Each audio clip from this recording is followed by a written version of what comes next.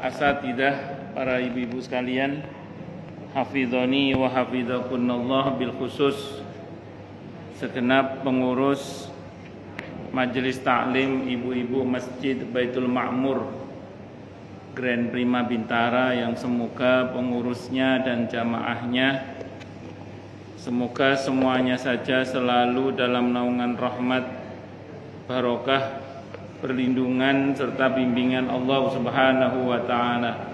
Amin, Allahumma amin, insyaallah. Dan tentu saya doakan semoga kemuliaan ibu-ibu sekalian selalu dijaga dan ditingkatkan terus oleh Allah Subhanahu wa taala sebagai seorang muslimah, sebagai seorang istri, sebagai seorang ibu, dunia hingga syurga. Amin, Allahumma amin, insyaallah. Allahumma inna nas'aluka ilman nafi'a wa rizqan thayyiba wa amalan mutaqabbala wa fatahallahu alaina futuhal arifin. Allahumma inna na'udzubika min ilmin la yanfa' wa amalin la yurfa' wa qalbin la yakhsha' wa du'a la yusma'. Allahumma ati anfusana taqwaha wa zakkiha anta khairu man zakkaha anta waliyuha wa maulaha. Amin, Allahumma amin, insyaallah. Masih melanjutkan kajian kita tentang fiqh sunnah karya Said Sabiq rahimahullah rahmatan wasi'ah wa rahimallahu ulama al-muslimin. Tapi sebelum kita melanjutkan, ini ada permohonan doa untuk Ibu Sutira yang jatuh, dan insya Allah nanti jam 3 mau ada operasi pemasangan pen atau apa gitu ya.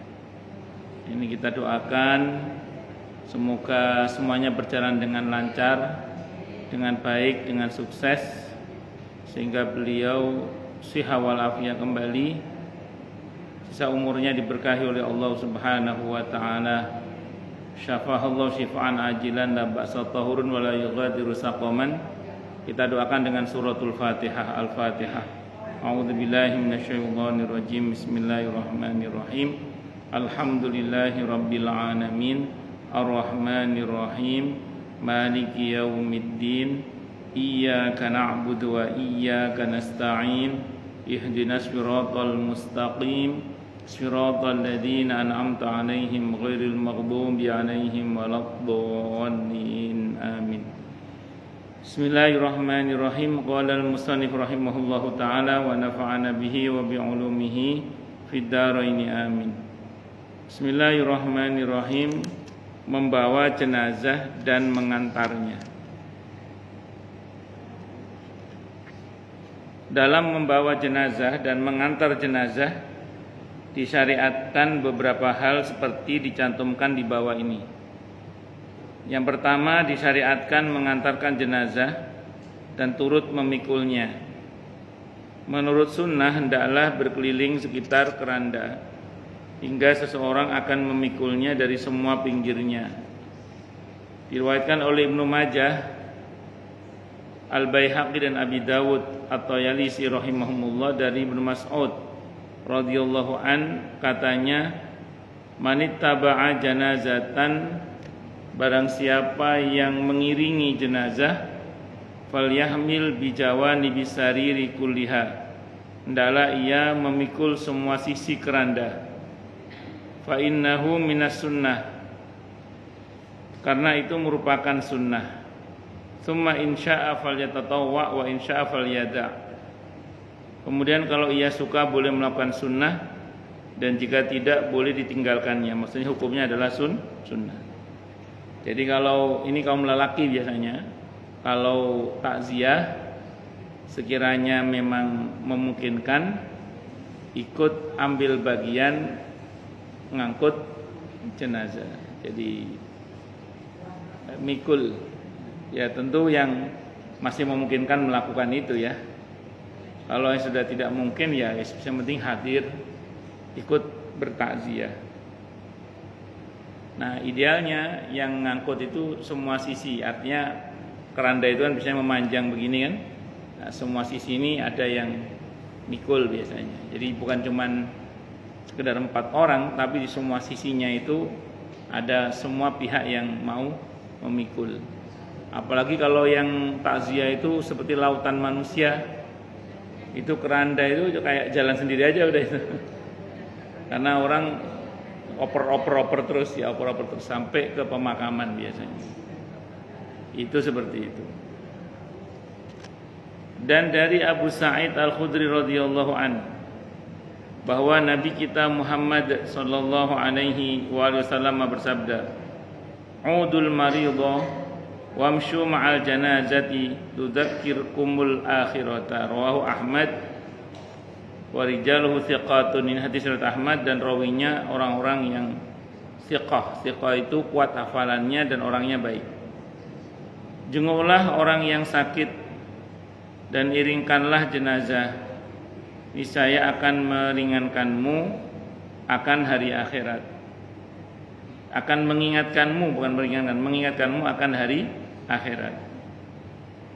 Pertama, perintah menjenguk orang sakit. Menjenguk orang sakit ini memang satu hal yang sangat mulia, akan tetapi harus tahu waktu. Jadi ibu-ibu jenguk orang sakit, bagus apa bagus? Tapi kalau hari ini ibu orang yang ke-13 kira-kira, kapan istirahatnya dia? Jadi harus tahu jamnya. Jadi kalau jenguk orang sakit harus tahu jamnya. Kira-kira ini ganggu apa tidak gitu. Terus ada orang-orang sakit tertentu itu memang nggak mau dijenguk. Dia ke rumah sakit itu mau bed rest ya. Yang begitu jangan dipaksa jenguk, tapi doakan melalui WA saja misalnya gitu. Nah, jadi memang orang sakit itu macam-macam. Jadi kalau memang memungkinkan dijenguk ya kita jenguk, dan dijenguknya itu yang menjenguk harus tahu waktu. Dan pastikan bahwa kedatangan kita tidak akan membuat dia semakin sakit. Saya ulang ya, pastikan kedatangan kita tidak membuat dia semakin sakit. Karena ada orang tertentu itu kalau dia menjenguk orang sakit, nanti yang sakit tambah budrek. Ya mungkin ada masalah pribadi misalnya, atau memang dia kalau datang ke jenguk orang sakit suka ngomong yang aneh-aneh. Wah bu, kayak kemarin tetangga saya kayak ibu ini mati loh bu. Oke, okay. Terus.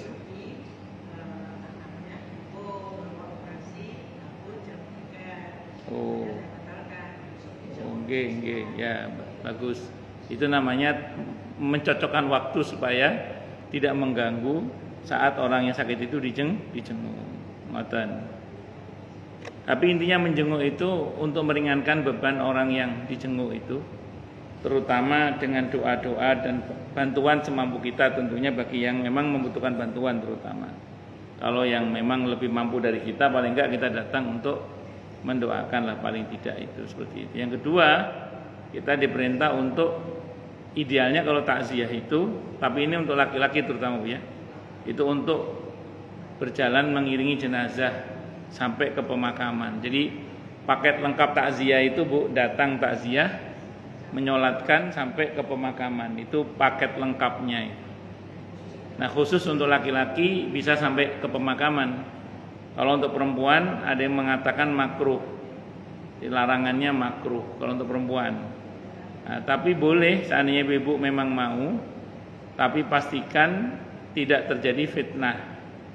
Karena kadang wanita itu saat terjadi pemakaman tahu-tahu histeris, ya takutnya pingsan. Makanya ada larangan, tapi larangannya tidak sampai haram. Larangannya makruh. Makanya pastikan kalaupun misalnya ibu akan semaput nanti di kuburan misalnya, itu ada wanita-wanita perkasa yang menangkap ibu-ibu, atau ada laki-laki mahram yang siap menangkap ibu-ibu, supaya tidak orang lain yang menangkap ibu-ibu ketika ikut di pemakaman. Kalau jalan tengahnya ikut saja ke pemakaman tidak apa-apa, tapi tidak usah ikut masuk pada saat prosesi pemakaman. Jadi ada di luar kuburan. Nanti begitu selesai pemakaman orang pada pergi, baru ibu-ibu masuk. Tidak apa-apa, itu caranya gitu. Dan mendoakan jenazah itu. Karena jenazah itu pada saat setelah dimakamkan itu ada kesunahan di dalam hadis Sahih Muslim, Hadis nomor 121 agar ditunggui kira-kira binatang dipotong dan dibagikan dagingnya. Selama menunggu itu diharapkan kita yang menunggu itu mendoakannya supaya yang bersangkutan itu tenang dalam menghadapi mungkar dan nakir. Itu diantaranya. Kemudian yang kedua, menyelenggarakan pengurusannya berdasarkan apa yang diriwayatkan oleh Abi Hurairah radhiyallahu an, bahwa Nabi kita Muhammad sallallahu alaihi wasallam bersabda, asri'u bil janazati fa in taku salihatan fa khairun tuqaddimunaha ilaihi wa in taku siwa dzalika fa syarrun tad'unahu an riqabikum. Cepatlah kalian menyelenggarakan jenazah. Jadi kalau bisa jangan ditunda-tunda. Karena kalau ia baik berarti kamu cepat mempertemukannya dengan hasil kebaikannya. Sebaliknya kalau ia jahat berarti kamu segera meletakkan kejahatannya dari atas pundakmu. Kemarin itu saya ada kasus, Bu. Ada kasus, saya ditelepon pagi-pagi oleh jamaah saya untuk datang karena mantan RW 11 Kemang Pratama meninggal dunia. Saya dipanggil. Saya namanya mendadak kan, mati kan memang mendadak sih ya. Masa mati. Nah, terus kemudian saya pagi-pagi itu besok subuh, saya bilang, ya udah tunggu Bu, saya mau persiapan, saya bilang gitu. Begitu saya persiapan, ditelepon lagi, Ustaz cepetan. Saya udah feeling ini, kayak orang berantem ini. Biasanya kalau begitu berantem biasanya. Bener, sampai sana berantem Bu. Berantem antara anak angkat sama antara anak tiri dengan anak kandung. Karena belum dikubur. Ceritanya itu gini, yang meninggal ini katanya wasiat pengen dimakamkan di Jogja, meninggalnya di Bekasi gitu. Kalau semua ahli waris sepakat sih nggak ada masalah.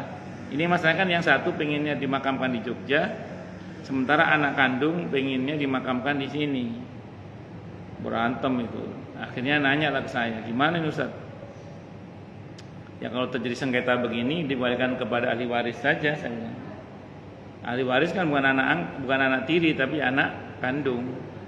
Ternyata anak kandungnya dua kubu. Ada yang pengen ke Jogja, ada yang pengen di sini. Langsung saya kasih jawaban. Dan ini jawaban fikih yang saya pahami dalam mazhab Syafi'i. Saya bilang, kalau wasiat itu bertentangan dengan perintah agama, maka wasiat itu tidak harus ditunaikan. Dalam hal ini perintah agama mensegerakan pemakaman. Sementara yang di sini sudah siap, yang di sini, yang di Bekasi. Sementara kalau dibawa ke Jogja pasti memakan waktu. Ya. Maka saya bilang jawaban fikih saya adalah kalau tidak bisa islah, nggak bisa damai di antara dua kubu ini, maka jawabannya dimakamkan di sini, saya bilang itu. Ini berdasarkan hadis ini tadi di antaranya. Terus saya tinggal nuruti wong gelut, Bu. Saya tinggal, habis saya sholatkan saya tinggal terus. Karena saya mau ngajar juga sih saat itu. Ya, jadi biasa Bu Ustadz ditelepon untuk mendamaikan orang berantem itu. Nah, itu seperti itu jawabannya. Jadi kalau misalnya maaf ini terjadi sengketa di antara ibu-ibu nanti di keluarga misalnya, yang satu pengen dimakamkan di kampung, yang satu pengen dimakamkan di sini, sementara sini sudah siap. Maka kalau nggak ketemu titik temunya, maka dimakamkan di sini yang betul itu. Yaitu dimakamkan yang disegerakan maksudnya itu. Karena mensegerakan pemakaman itu hukumnya apa? Sunnah. Dan ini perintah. Kalau memang harus tidak bisa dikompromi, kecuali ahli waris semua sepakat ya yang Jogja ya tidak apa-apa, berarti bareng-bareng karena tidak ada sengketa. Kalau ada sengketa maka dikembalikan pada ketentuan dalam Al-Quran maupun Sunnah Nabi Muhammad Sallallahu Alaihi Wasallam. Jadi wasiat itu nggak selalu harus dilaksanakan, karena kadang orang berwasiat itu juga tidak dengan ilmu, kadang dengan perasaannya itu. Ngoten nggih, wallahu alam bisawab. Nah, tadi dikatakan jenazah itu kalau baik memang pengennya segera dimakamkan. Dalam kitab At-Tadhkur Imam Al-Qurtubi dikutip hadisnya sahih, Bu. Hadis Bukhari seingat saya itu. Itu kalau mayit dipikul, kalau dia orang yang baik, mayit itu berkata, qaddimuni, qaddimuni, cepetan, cepetan. Qaddimuni, qaddimuni. Cuman ibu nggak denger aja suaranya itu. Qaddimuni, qaddimuni, cepetan, cepetan. Udah nggak sabar, ingin segera sampai di kuburan karena ingin segera menikmati hasil dari amalnya semasa hidup di dunia. Tapi kalau dia orang jahat, Bu, pas disegerakan itu dia teriak, wahai keluargaku, wahai anakku, teriak dia, mau dibawa kemana aku gitu. Itu ada dalam kitab At-Tadhkir Imam Al-Qurtubi. Seingat saya hadisnya Bukhari. Jadi makanya ya mensegerakan jenazah kalau dia baik ya bagus, kalau enggak baik ya bagus untuk kita gitu. Segera terbebas dari beban orang tersebut itu. Itu seperti itu. Ada ulama yang mengatakan kalaupun ada orang jahat mati ditanya apa ini orang baik, apakah ini baik gitu ya. Baik, maksudnya baik udah matilah baik. Kan udah enggak ganggu orang lagi. Baik karena sudah mati karena enggak ganggu orang lagi. Itu seperti itu. Dan diriwayatkan pula oleh Ahmad, An-Nasai dan lain-lain dari Abu Bakar radhiyallahu anhu katanya laqad ra'aitana ma'a Rasulillah sallallahu alaihi wasallam wa inna lanakadu narmilu bil janazati ramlan. Akan kau lihat bahwa dalam mengantarkan jenazah itu kamu beserta Rasulullah Muhammad SAW seolah-olah berlari layaknya, seolah-olah berlari layaknya gitu. Jadi,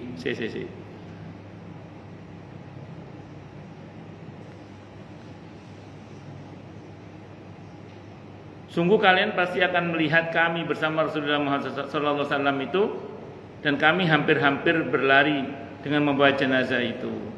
Saking cepatnya membawa jenazah. Kalau sekarang pakai ambulan itu udah. Sekarang kalau pemakamannya dekat mungkin pakai keranda, tapi sekarang dekat pun pakai ambulan kalau sekarang. Sudah ada ambulan. Apalagi kalau yang mati itu ikut iuran jenazah itu, janais atau apa itu. Sudah ada ambulannya kalau sekarang. Jadi lebih cepat lah. Apalagi terus dikawal pakai tukang ojek, pakai bendera-bendera kuning itu. Tapi kadang ganggu juga itu. Kalau sudah mati nggak usah buru-buru lah, yang penting lancar gitu aja. Kecuali orang sakit itu baru buru-buru aja. Orang meninggal ya, sudah meninggal ya, yang penting disegerakan, tapi nggak usah sampai terlalu buru-buru. Dan diriwayatkan pula dalam buku Tarikh oleh Imam Bukhari rahimahullah. Anna nabiyya sungguhnya nabi kita Muhammad sallallahu alaihi wasallam asra'a hatta taqatta'at ni'aluna yauma mata Sa'ad bin Mu'adz radhiyallahu an.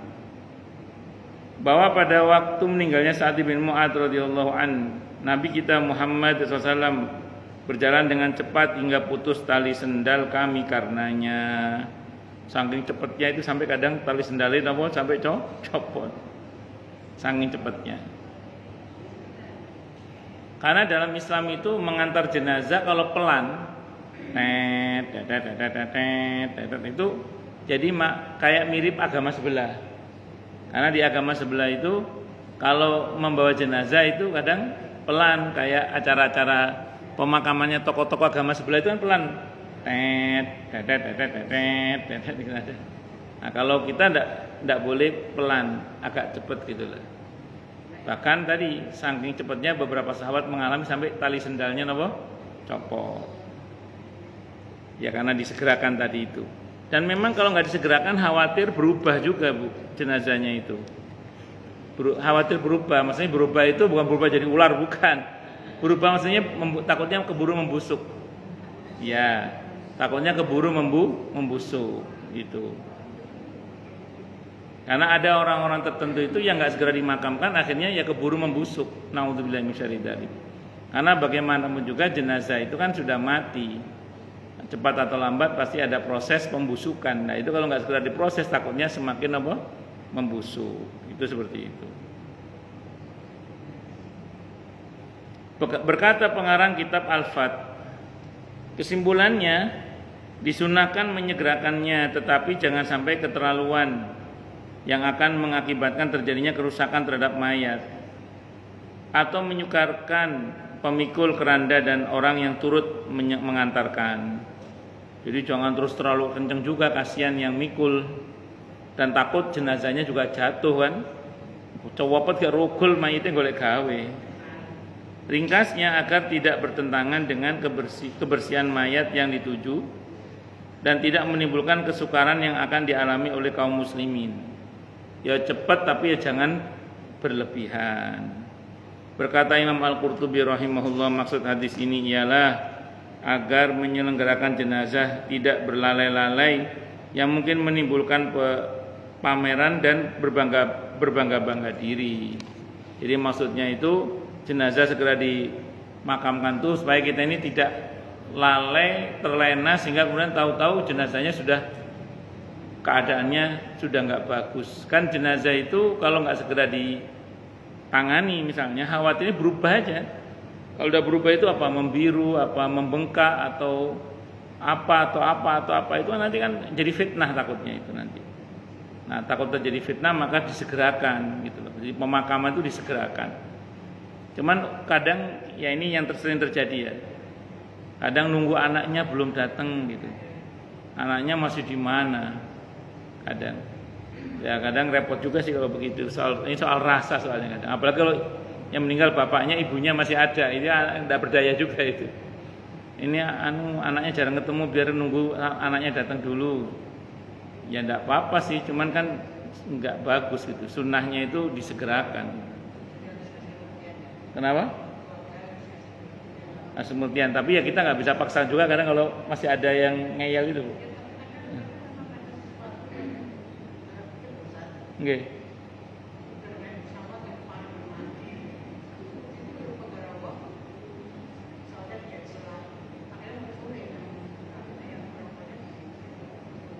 Iya. Ya memang. Oh gitu. Bapaknya atau orang tuanya. Ya itu, intinya satu itu. Kalau bisa disegerakan. Karena gini Bu, sebenarnya orang yang sudah meninggal itu kan tidak butuh kedatangan fisik kita, tapi yang dibutuhkan doa kita sebenarnya satu. Yang kedua, taruhlah anak itu terlambat misalnya dalam pemakaman, dia bisa menyusul sholat jenazahnya nanti di makam boleh. Jadi dia bisa, kemarin kalau kita bahas hadisnya ya, jadi boleh sholat jenazah di makam itu boleh, tidak apa-apa. Jadi sholat jenazah setelah pemakaman itu boleh, tidak apa-apa. Jadi nggak harus sebelum dimakamkan. Karena intinya sholat jenazah itu sudah bisa dikerjakan setelah dimandikan. Walaupun belum dikafani misalnya gitu ya, belum tukang bagian mengkafani belum datang misalnya, tapi sudah dimandikan jenazah itu sudah bisa disolatkan. Iya, kondisi suci. Yang penting sudah dimandikan. Itu seperti itu.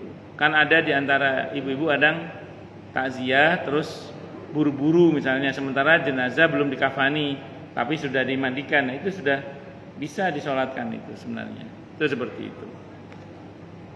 Wallahu a'lam bishawab.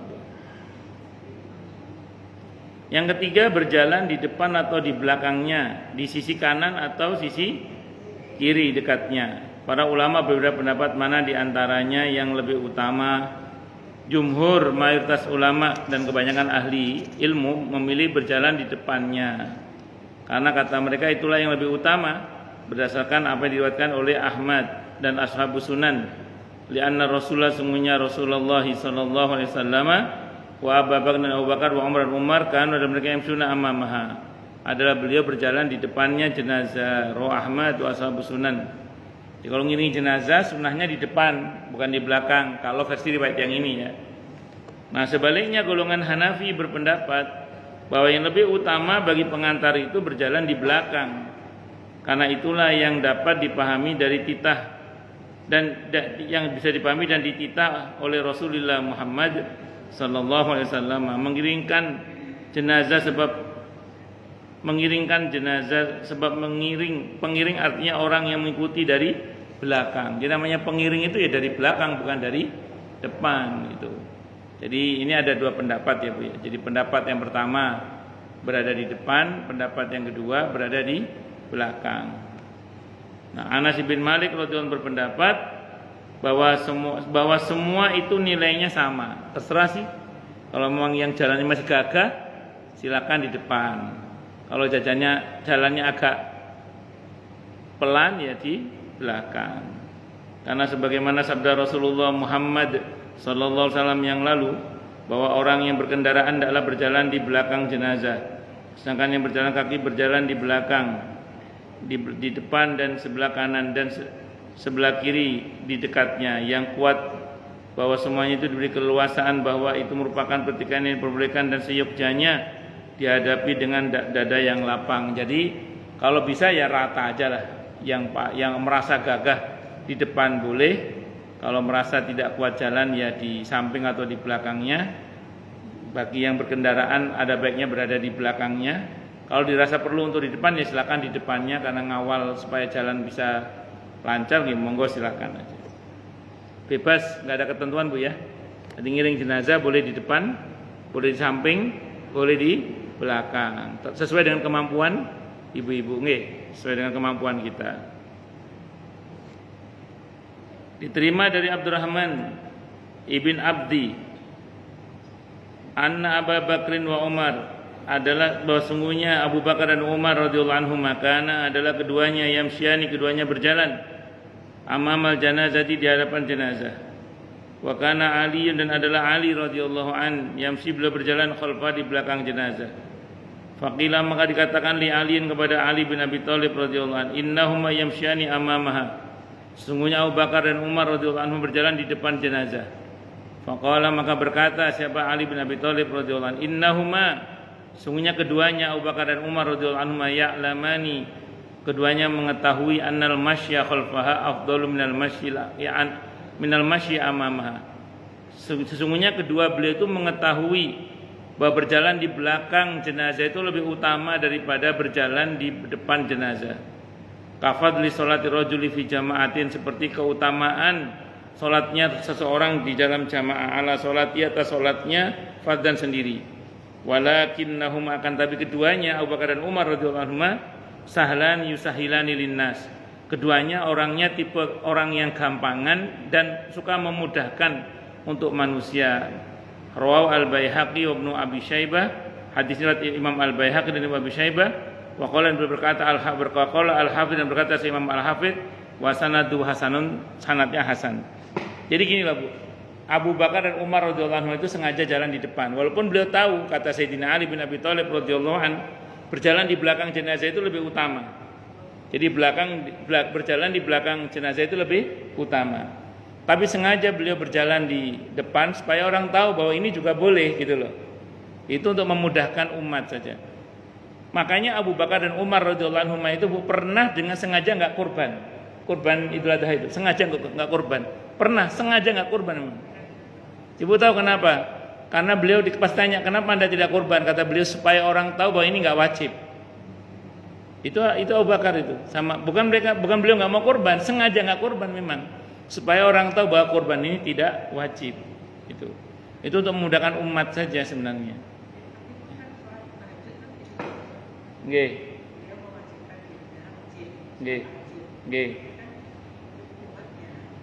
Sunnah. Nggih. Gini, kalau soal Nabi itu tahajud itu memang awalnya sholat wajib sebelum sholat fardu 5 waktu itu untuk Nabi kita Muhammad SAW. Iya, tapi begitu ada sholat 5 waktu, status sholat tahajud itu nafilatan lak, itu tambahan untuk Nabi. Wajib sebelum sholat fardu 5 waktu untuk Nabi kita Muhammad SAW. Tapi begitu ada 5 waktu itu menjadi sunnah nafilah. Makanya kan Nabi itu yang tidak pernah tinggal kan cuman witir sama qobliyah subuh. Kalau tahajud pernah tinggal Nabi, karena memang tidak wajib. Kan sehingga kita pernah belajar sini, Nabi kalau tidak sholat tahajud mengganti dengan sholat duha 12 rakaat. Mengganti dengan sholat duha berapa? 12 rakaat. Dan itu kebiasaan Nabi diantaranya itu beliau. Dan beliau sering kata para istri beliau, kalau beliau merasa tidak akan sanggup bangun di malam hari itu, beliau sholat witirnya sebelum tidur, kan gitu kan? Nah, itu menunjukkan bahwa Nabi pernah tinggal sholat tahajud. Itu supaya kita tahu juga bahwa itu nggak wajib hukumnya itu. Nah, dulu sebelum ada kewajiban sholat 5 waktu, itu konon yang wajib itu tahajud itu. Aukamakol. Itu yang pernah saya pahami ya. Wallahu a'lam bishawab. Kalau yang pasti yang tarawih itu Bu, Nabi pernah dengan sengaja nggak keluar untuk sholat tarawih berjamaah di masjid, dan beliau bersabda kepada para sahabat, saya tahu kalian tadi malam menunggu saya dan saya sengaja nggak keluar karena saya khawatir ini diwajibkan. Nah, itu seperti itu. Jadi begitulah para sahabat ya, memberikan pelajaran kepada umat bahwa ada hal-hal di mana ini fleksibel kok, enggak usah. Maka yang model-model seperti itu nggak usah kaku-kaku amat lah, biasa-biasa aja. Makanya pada ketentuan-ketentuan yang hukumnya sunnah itu nggak boleh diwajibkan hanya karena modal semangat. Tapi jangan diremehkan juga karena itu hukumnya sunnah. Itu seperti itu. Ngoten nggih? Nah, itu. Lanjut. Mengenai kendaraan sewaktu mengantarkan jenazah, menurut jumhur itu mayoritas ulama hukumnya adalah makruh. Mengenai kendaraan sewaktu mengantarkan jenazah, menurut jumhur hukumnya makruh, kecuali jika udzur, tempatnya jauh, lebih pikul, tua apot rek. Akhirnya pakai ambulan, boleh, tidak apa-apa. Sebaliknya sewaktu kembali mereka memperbolehkan tanpa makruh, berdasarkan hadis dari Sauban radhiyallahu an. Anna nabiyya, sungguhnya nabi kita Muhammad sallallahu alaihi wasallam utiya bidabatin wa huwa ma'a janazatin fa aba ayyarkabaha. Falamman sarafa utiya bidabatin faraqiba. Faqila lahu faqala innal malaikata kanat tamshi. Falam akun li arkaba wa hum yamshuna. Falamma dhahabu raqibtu. Rawahu Abu Dawud wal Baihaqi wal Hakim wa qala sahihun ala syarti syaikhain. Sungguhnya Nabi kita Muhammad SAW diberi kendaraan, wawa ma'a janazah, sementara beliau sedang membersamai jenazah. Fa'aba yarkaba, maka beliau pun menolak untuk menaiki kendaraan tersebut. Falamman sarafa, maka ketika sudah selesai pemakaman, utiya bidabatin, beliau diberi kendaraan lagi. Faroqiba, maka beliau mau mengendarai kendaraan tersebut. Faqila, maka dikatakan lalu kepada beliau, faqala, maka beliau bersabda, innal malaikata, sungguhnya para malaikat, kanat adalah para malaikat, tamsi, mereka berjalan. Falam akun li arkaba wa hum yamshun, maka aku tidak mau menaiki kendaraan itu sementara malaikat berjalan. Falam madzahabu raqibtu, maka ketika mereka sudah pergi, maka aku pun mau mengendarai kendaraan tadi. Hadis ini riwayat Abu Dawud dan Al Baihaqi dan Al Hakim, dan beliau berkata, Al Hakim berkata hadisnya sahih atas syarat Bukhari Muslim. Jadi kalau kita mengantar jenazah itu banyak malaikat, bahkan di tempat takziah itu banyak malaikat, Bu. Makanya Nabi pernah berpesan kepada keluarganya Abu Salamah radhiyallahu anha agar jangan berkata yang jelek-jelek, karena ucapan kita di tempat jenazah, ada jenazah itu diaminkan oleh para malaikat. Jadi ibu kalau takziah, di tempat takziah itu ibu jangan ngomong yang jelek-jelek, karena perkataan kita diaminkan oleh para malaikat. Maka di antara tempat yang mustajabah itu adalah tempat di mana ada orang meninggal dunia. Saya ulang ya, tempat yang mustajabah di antara tempat di mana ada orang yang meninggal dunia, itu tempat yang mustajabah. Omong saomong diaminkan oleh para malaikat, terutama dari pihak keluarga itu. Omong saomong diaminkan oleh para malaikat. Makanya jangan ngomong yang jelek-jelek. Nah, kadang orang nggak tahu itu tuh ngomong yang jelek, padahal omongannya diaminkan oleh para malaikat. Makanya kalau ada orang meninggal ngomong yang baik-baik. Nah, nanti diamalkan Bu ya. Nah, makanya nanti kalau kita pulang kok ada orang meninggal, takziah jangan ngomong kecuali yang baik. Tapi jangan terus nanti pulang kok nggak ada yang meninggal ya. Ya enggak. Ya maksudnya ini karena dikawal oleh para malaikat tadi itu, Bu. Bun. Lagi sebuah hadis, wa kharaja dan keluar siapa Rasulullah sallallahu alaihi wasallam ma'a janazatin, bersama dengan jenazahnya Ibn Ad-Dahdah, masya dalam keadaan berjalan, wa raja'a ala farasin, dan beliau pulang dalam keadaan mengendarai kuda. Rawahu at-Tirmidzi, hadis riwayat Imam at-Tirmidzi, wa qala, beliau berkata hadisun sahihun, hadisnya hasanun sahihun, hadisnya hasan sahih. Dan pendapat menyatakannya makruh tidaklah bertentangan dengan sabda Rasulullah Muhammad SAW yang lalu. Orang yang berkendaraan tidaklah berjalan di belakangnya, karena mungkin maksudnya untuk menyatakan boleh, tetapi disertai makruh. Golongan Hanafi berpendapat tidak apa berkendaraan itu, walaupun berjalan kaki, kecuali bila ada udzur lebih utama. Dan menurut sunnah hendaklah orang yang berkendaraan itu di belakang jenazah. Mengenai berkendaraan ini, Khattabi berkata, setauku tak ada pertikaian di antara mereka bahwa ia hendaklah berada di belakangnya. Wallahu a'lam. Jadi idealnya yang menggunakan kendaraan itu di belakangnya, idealnya. Kecuali memang dia dibutuhkan untuk mengawal, untuk supaya jalanan lancar, itu beda bab. Ridernya itu. Nah, dan kalau ditanya idealnya, memang tidak menggunakan kendaraan, yang pengantarnya juga jalan. Idealnya tapi, iya kan saya bilang idealnya. Nah, kecuali ada udzur. Apa udzurnya? Pemakamannya jauh. Lek melaku keju. Sing mikul ya keju bukan keju ya, keju. Keju itu pegel. Yang capek. Okay. Nah, jadi kecuali makanya kalau ada udzur enggak apa-apa. Islam itu gitu, Bu. Jadi ketentuan-ketentuan dalam agama ini kalau ada udzur itu dapat keringanan langsung. Udzur itu apa? Halangan, kesulitan. Makanya ada kaidah yang mengatakan al-masyaqqatu tajlibu taisir. Kondisi yang sulit itu menjadikan mudah. Jadi kondisi sulit itu menjadikan apa, Bu? Mudah. Saya kemarin tanya orang kemarin. Orangnya mau haji. Dia nanya ke saya, "Ustadz, saya ini bingung kalau bahasa kita gitu ya. Ada kawan-kawan Ustadz itu mengatakan kalau di pesawat itu tetap harus wudu selama masih ada air. Nah, sementara Ustadz yang lain mengatakan boleh tayamum." Maka saya jawab begini, ini jawaban saya. Gini, Bu, saya bilang itu. Memang di pesawat itu ada air, tapi air itu tidak untuk wudu.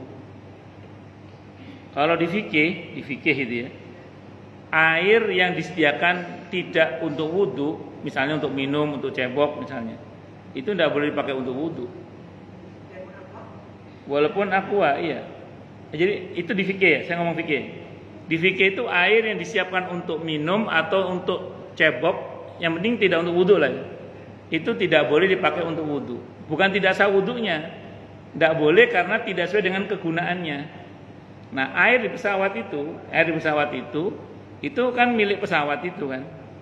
Nah, izinnya adalah untuk cebok kan, atau cuci tangan atau apa, tidak untuk wudu. Maka menggunakan air di pesawat untuk wudu itu tidak boleh. Satu. Yang kedua, aturan di pesawat itu kan tidak boleh wudu memang, karena ya tunggu dulu, aturannya kan begitu. Nah, terus kalau terpaksa pakai apa itu spray atau pelan, gimana? Boleh apa tidak? Ya silakan saja kalau mau, tapi ya harus dipastikan tidak menimbulkan bahaya, karena takutnya membahayakan. Itu satu dulu ya. Kalau mau tayamum ya silakan juga kalau mau tayamum. Cuman kalau saya bilang ini, saya pribadi ya. Saya karena bermadzhab Syafi'i. Di dalam madhab Syafi'i itu, kalau kita dalam perjalanan seperti di atas pesawat itu, yang nggak mungkin sholat sambil berdiri juga karena di pesawat, walaupun ada pesawat Saudi ada musolanya tapi rame itu, kalau perempuan malah nggak bagus. Nah itu sehingga kalau dalam madhab Syafi'i itu ada istilah sholat dihormatil waktu. Sholat dihormatil waktu itu bagaimana? Ya udah sholat aja, nggak pakai wudhu, nggak pakai tayamum, nggak pakai wudhu, sholat aja udah. Namanya sholat dihormatil waktu. Niat sholat zuhur dikosor 2 rakaat atau dijamak kosor asar dan zuhur. Salam setelah itu. Begitu selesai salam nanti sampai di hotel, sampai turun di Jeddah misalnya, sampai di mana? Kita mau ke Madinah atau ke Mekah dulu. Nah sampai di hotel lah pokoknya itu. Baru kita namanya i'adah.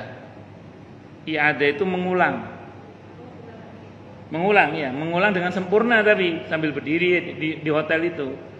Pertanyaannya gini Bu, pertanyaan fikihnya.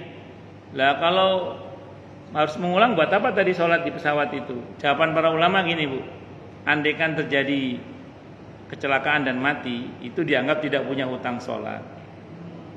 Dan kita dianggap tidak melakukan sholat karena udah berusaha sholat dihormatil waktu. Itu dalam mazhab Syafi'i, saya bilang gitu. Dalam mazhab Syafi'i. Ya, kalau ibu-ibu ngikuti mazhab yang ada selama ini, misalnya ibu tetap tayamum misalnya, atau ibu wudu pakai spray tadi, dan sholatnya sambil duduk dan tidak menghadap ke arah kiblat, pasti itu. Yang saya tahu ya Bu ya, 4 mazhab tetap mengatakan wajib diulang. 4 mazhab yang saya tahu. Kecuali ibu sholatnya menghadap ke arah kiblat dan bersuci dengan sempurna. Itu baru ulama beda pendapat. 4 mazhab beda pendapat. Nah, sependek yang saya pahami juga, ini sependek yang saya pahami juga, memang ada kaidah, ini kaidah ya. Ini kaidah. Rukhsah yang diambil sudah sah dan tidak wajib diulang. Nah, kalau ikut pendapat ini ya silakan saja. Cuman kalau saya pribadi, karena saya bermadzhab Syafi'i, solusi yang saya pakai ya versi madzhab Syafi'i itu. Dan menurut saya itu lebih memudahkan, karena saya tidak harus ke kamar kecil dulu, saya tidak harus wudhu dulu, saya tidak harus tayamum dulu bahkan. Walaupun kalau mau tayamum juga silakan aja, cuman enggak pun juga enggak apa-apa karena itu salat hormatil waktu. Di salat hormatil waktu itu seperti biasa, niat salat zuhur misalnya, Allahu Akbar, ya ruku, sujud seperti biasa, nanti salam, dijamak antara zuhur dan asar dan dikosor tidak ada masalah. Nanti sampai di hotel diulang lagi secara sempurna. Itu dengan 2 salam juga sama, digabung dan dikosor itu. Ya untuk yang 4 rakaat. Ya tetap 2 karena tadi kan kita masih musafir kan? Iya. Jadi mengulangnya dengan cara dikosor juga, tidak ada masalah. Ya baru tahu kan. Itu dalam mazhab Syafi'i begitu. Kalau dalam mazhab Syafi'i. Kalau dalam mazhab Syafi'i. Ya mungkin Bu Wesaksono selama ini mungkin pakai yang itu. Ya yang rukhsah yang diambil sudah sah dan tidak wajib mengulang. Ya silakan aja. Cuman kalau saya pribadi yang saya pahami ya, 4 mazhab sekalipun, andaikan kita wudhu sekalipun, kita tayamum sekalipun, kalau sholat fardunya masih sambil duduk, padahal kita mampu berdiri sebenarnya, apalagi tidak menghadap ke arah kiblat, itu 4 mazhab mengatakan wajib mengulang. Yang saya pahami ya, yang saya pahami. Nah, sementara kalau misalnya ibu pakai kaidah tadi bahwa rukhsah yang diambil itu sudah sah dan tidak wajib diulang, ya silakan saja. Ya.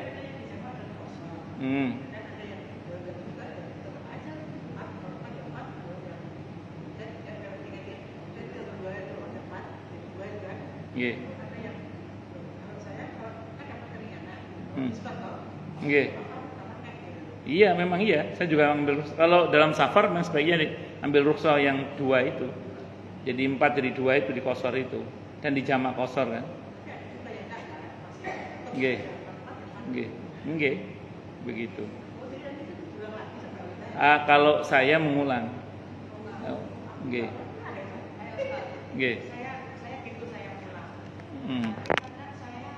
Bingung. Nggih. Kalau ketemu 3 waktu itu gimana? Nah, kalau saya kerjakan saya ketemu maghrib, kerjanya mana dulu ya? Pulangnya. Kalau ketemu Bagus. Nah, saya biasanya pulang di transit. Nggih. Nah, tapi kadang ketemu 3 gitu. Ya, saya ngerjakan yang ketemu apa yang 2, yang di luar waktunya sama pulang yang 2 gitu enggak usah. Oke, jadi gini, kalau itu statusnya mengulang, berurutan lebih baik kalau statusnya mengulang. Tapi kalau yang dimaksud jenengan adalah ada yang mau diulang, tapi ada yang waktunya saat itu gitu ya, maka dahulukan yang waktunya saat itu. Misalnya, contoh gini, tadi yang harus diulang asar sama zuhur, misalnya gitu. Sampai di hotel waktunya maghrib misalnya, kan harus sholat maghrib dulu, maka dahulukan yang waktu yang ada itu dulu. Berarti menjamak antara maghrib dan isya terlebih dahulu, baru ada mengulang. Kenapa? Karena mendahulukan waktu yang ada. Nggih. di pesawat. Kan belum mau mengulang kan i'adah ya. Yang sholat ada dulu, betul. Jangan sampai yang jadwal ini yang waktunya hilang, jangan sampai. Nah, jadi dahulukan waktu yang ada, baru nanti yang mengulang dilanjutkan nanti. Dengan ketentuan safar ya, yaitu 2 salam untuk yang 4 rakaat. Kalau untuk yang maghrib kan nggak bisa dikosor, tetap 3. Ngoten yang saya tahu. Wallahu a'lam bishawab. Itu pendapat yang lebih berhati-hati menurut saya. Itu 4 madhab itu yang saya tahu. 4 madhab begitu yang saya pahami ya. Wallahu a'lam bishawab. Ya yang lalu biar berlalu. Kedepannya aja. Ngaten nggih wallahu a'lam bishawab. Ya tenang, yang lalu insyaallah tetap diterima oleh Allah. Kenapa? Karena ya tadi rukhsah yang diambil itu sudah sah. Ya dan tidak wajib diulang. Itu pakai kaidah ya, pakai kaidah. Tapi kalau 4 madhab boleh dikata semuanya berpendapat wajib diulang. Itu seperti itu. Iya.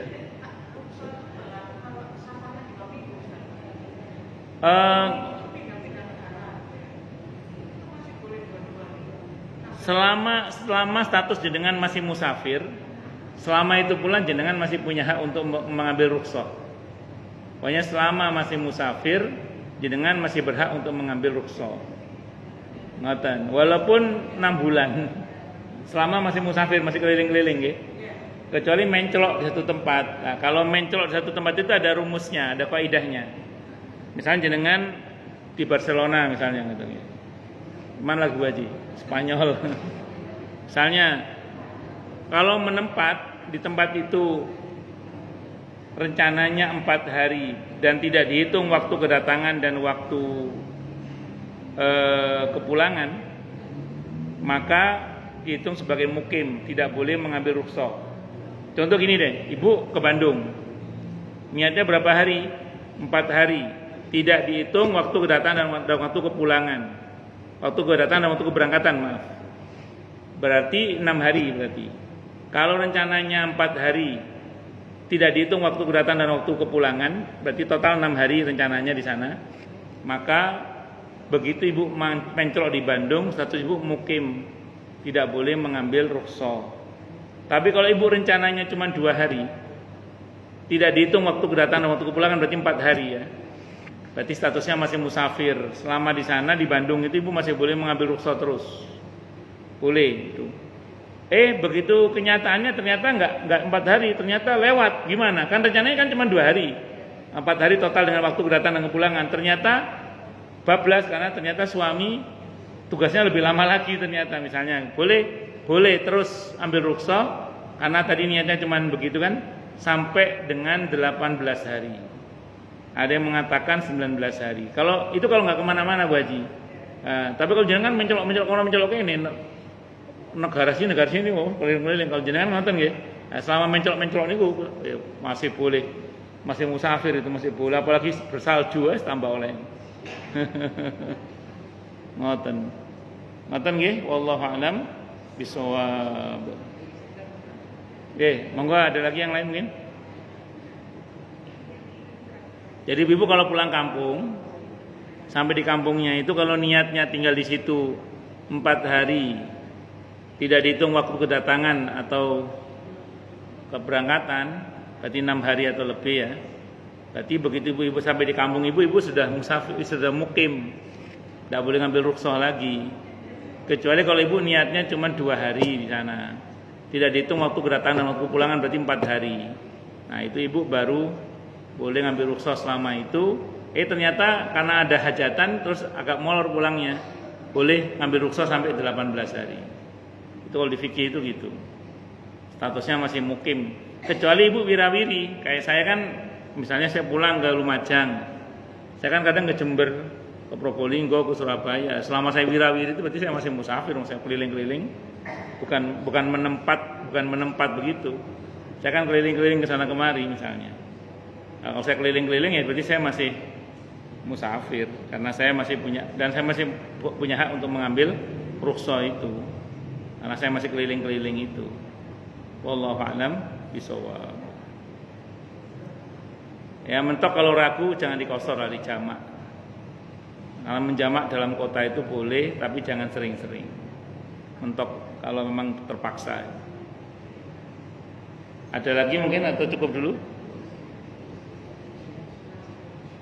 Jelas semua atau tidak jelas semua? Cukup dulu nggih. Sekarang tanggal berapa, Bu? 22 nggih. Bulan 4. Cukup dulu nggih. Kita tutup dengan hamdalah. Alhamdulillahirabbil alamin. Semoga kajian kita bisa bermanfaat, mubarakah fi dini wa dunya wal akhirah untuk kita, keluarga kita dan seluruh umat Islam semuanya, dan mudah-mudahan kita semua dijadikan oleh Allah sebagai orang-orang yang sukses dunia akhirat, selamat dunia akhirat, bahagia dunia akhirat, dan dipermudah urusan kita oleh Allah fi dini wa dunya wal akhirah. Semoga Allah limpahkan hidayah selalu untuk kita. Semoga Allah tingkatkan selalu hidayah untuk kita. Dan semoga Allah berikan hidayah untuk siapapun yang melihat kita. Subhanakallahumma bihamdika asyhadu an la ilaha illa anta astaghfiruka wa atubu ilaik. Sallallahu ala Muhammad wa ala alihi wa sahbihi wasallam. Saya mohon maaf. Wassalamualaikum warahmatullahi wabarakatuh.